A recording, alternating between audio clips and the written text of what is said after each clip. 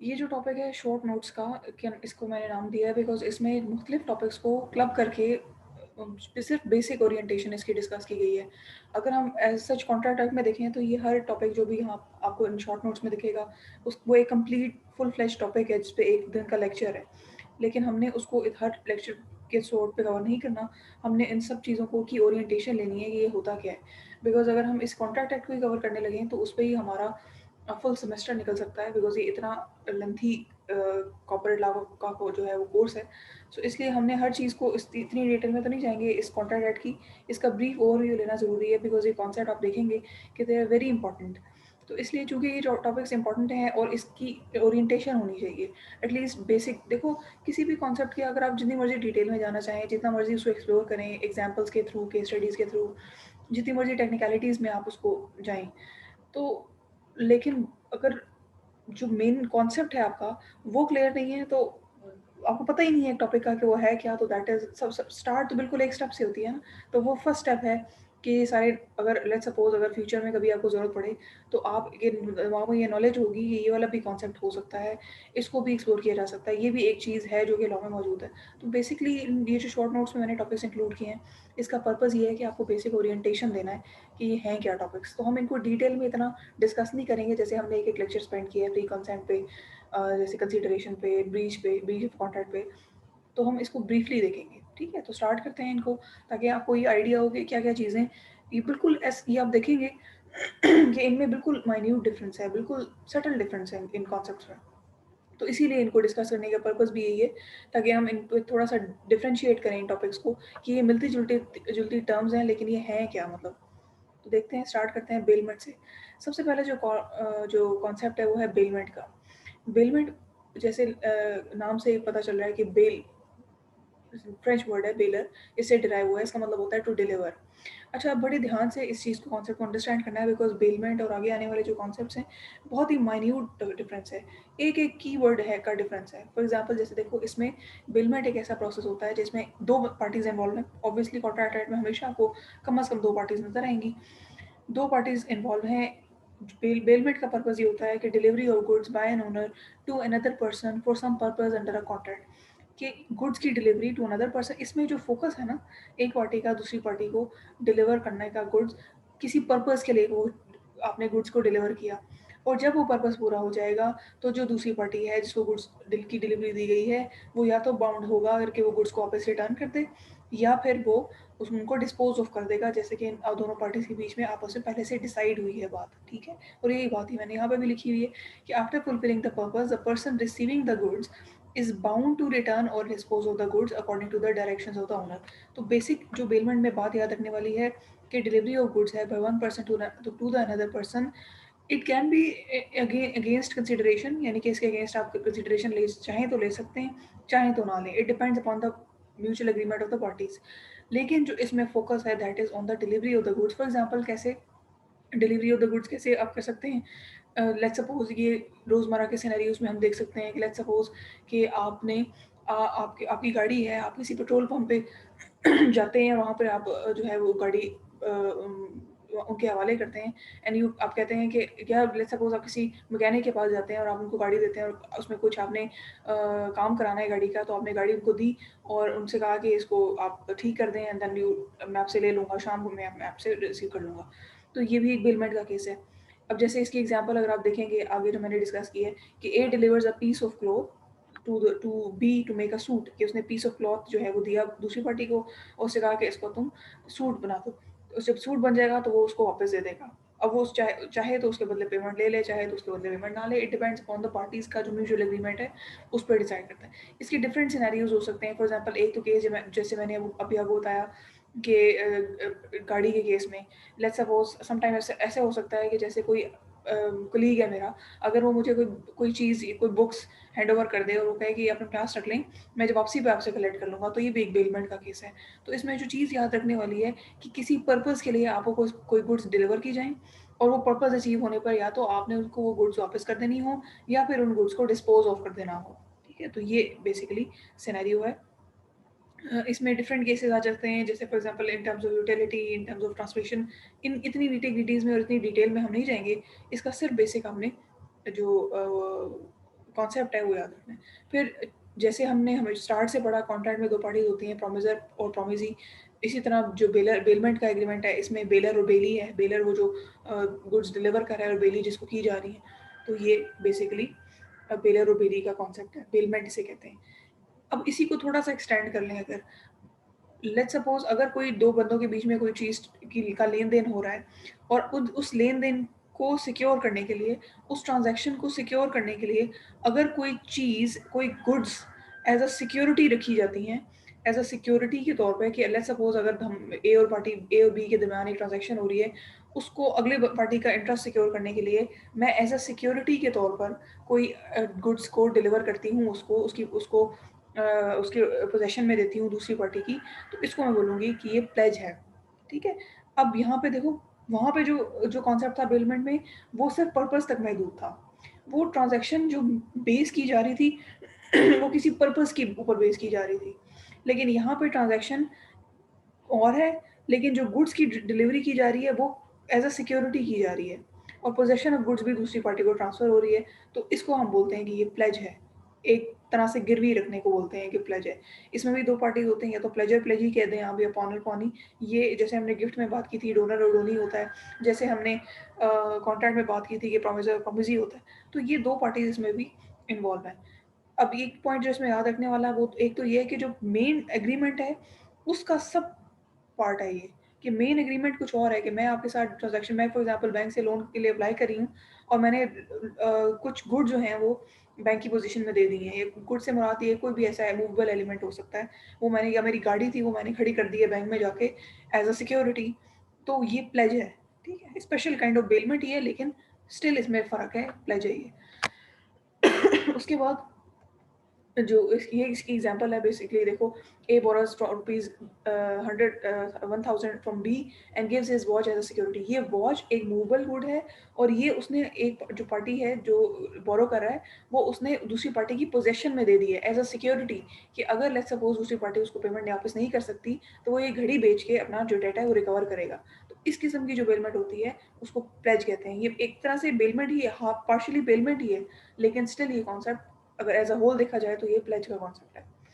फिर हाइपोथिकेशन है। हाइपोथिकेशन में और प्लेज में बस माइनर सा डिफरेंट है। Both concepts are same. इसमें भी मूवेबल गुड्स को एज अ सिक्योरिटी आप रखते हैं। Parent loan is something different. Parent जो आपकी ट्रांजैक्शन है वो इज समथिंग डिफरेंट, लेकिन आप सिक्योरिटी के तौर पे अपने मूवेबल गुड्स को जो है वो एज अ सिक्योरिटी क्रिएट करते हैं।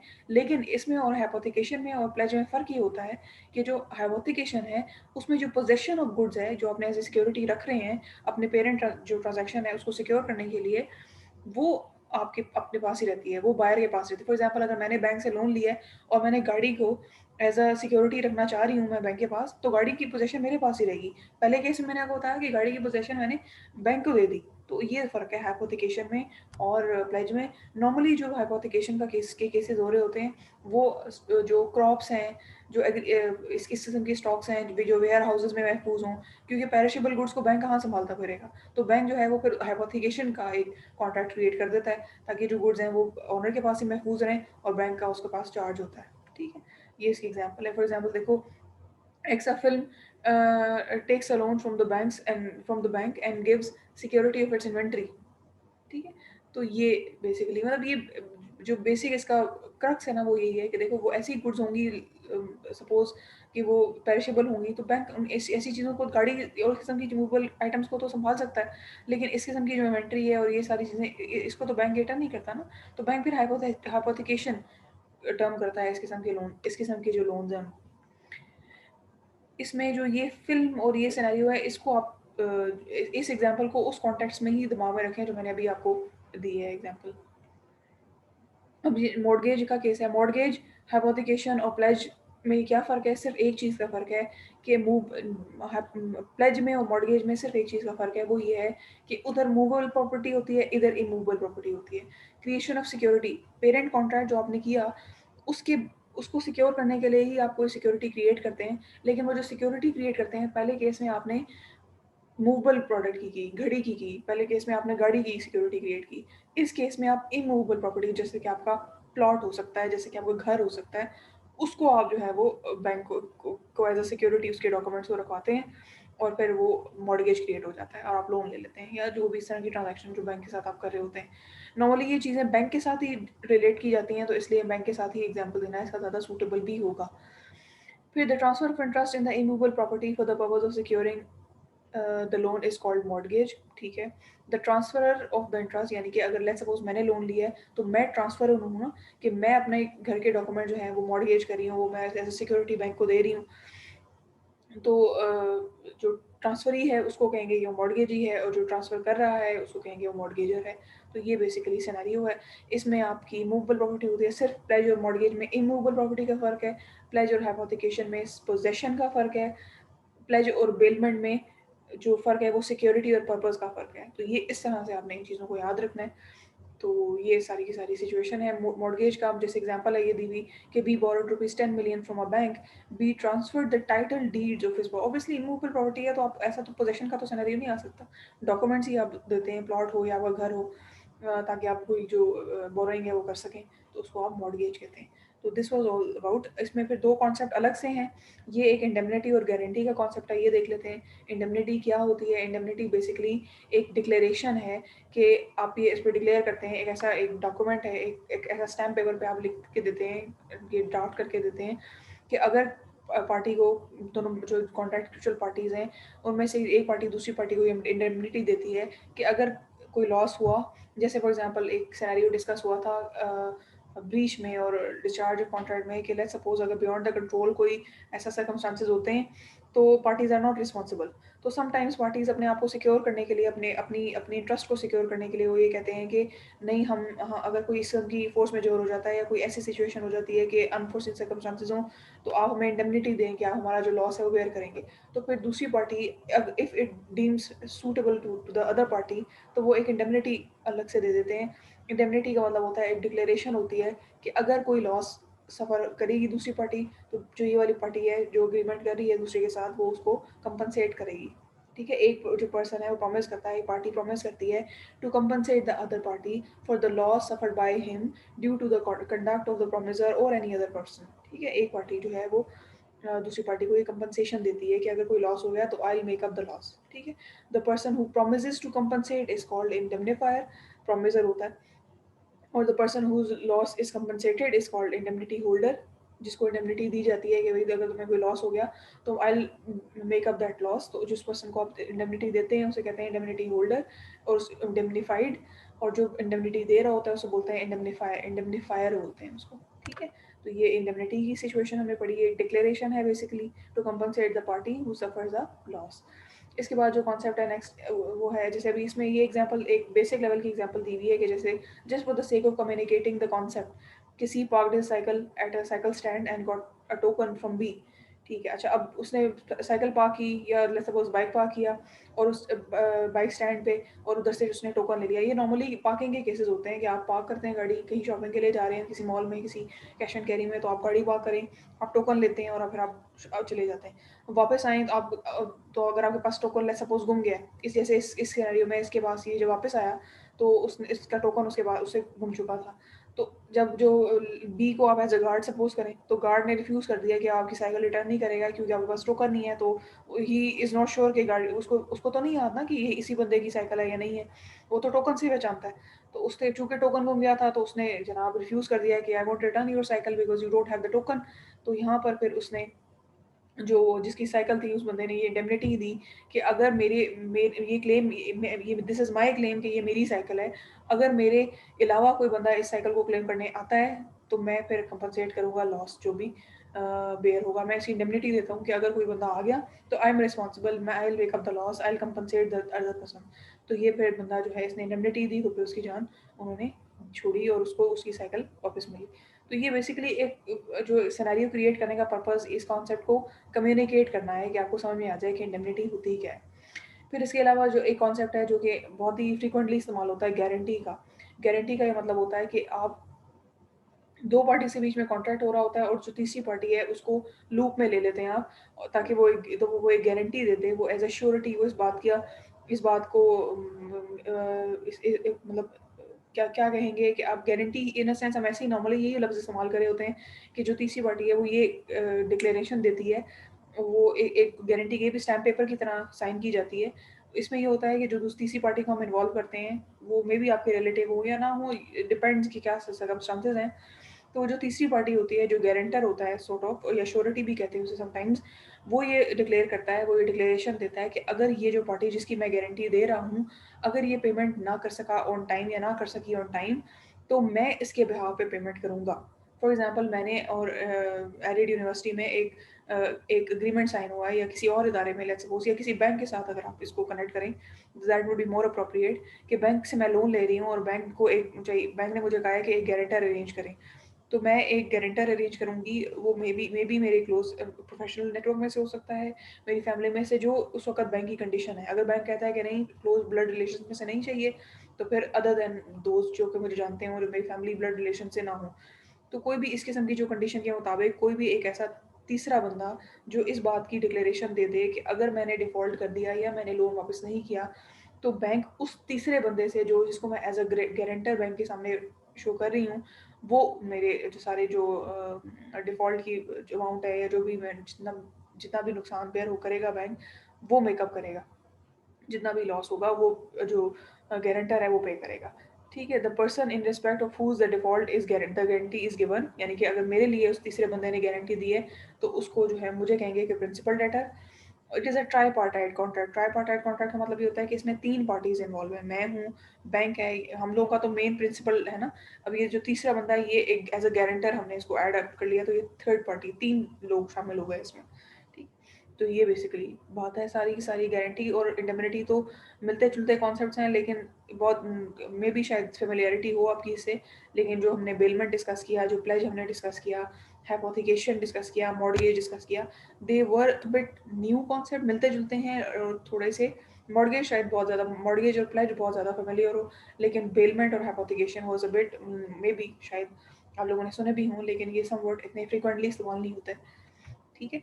तो अब जैसे ये गारंटी की एग्ज़ाम्पल है, इसमें देखो ये यही बताएगा जो मैंने आपको आपको एग्ज़ाम्पल दी, कि ए आस्क्स बी टू लेंड, मतलब ए को आप सपोज़ करें, एक मतलब फॉर एग्ज़ाम्पल एक इंडिविजुअल, जैसे कि मुझे आप अज़्यूम कर लें कि ए, मैंने बैंक से कहा कि मुझे 5 लाख रुपए लेंड कर दो।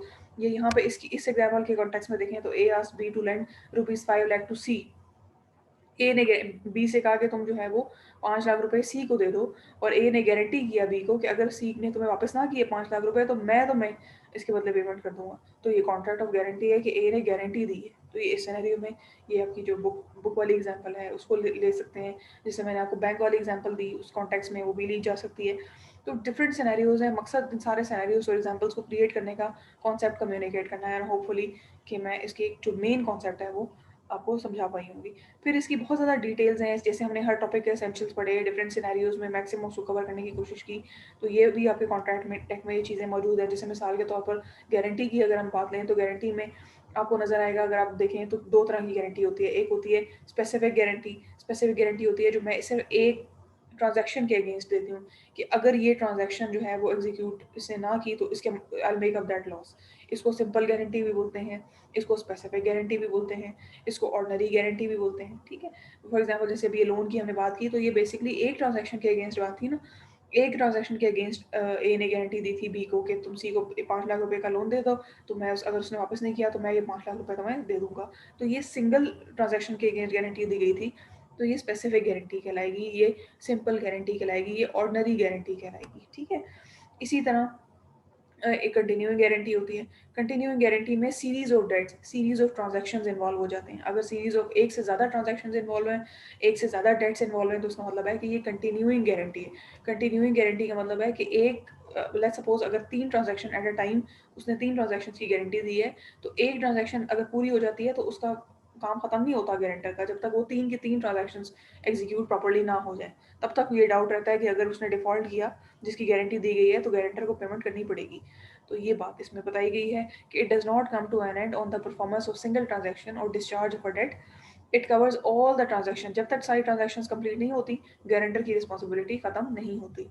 At the time of giving the guarantee, the surety can fix the amount, time और एक्सेट्रा। ये तो डिपेंड करता है, देखो जितनी आप कॉम्प्लिकेशंस कॉन्ट्रैक्ट में ऐड करते रहें, तो it's up to the parties कि वो कैसे कॉन्ट्रैक्ट को डिज़ाइन करते हैं।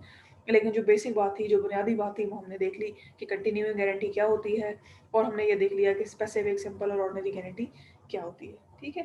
तो ये बेसिकली बात है।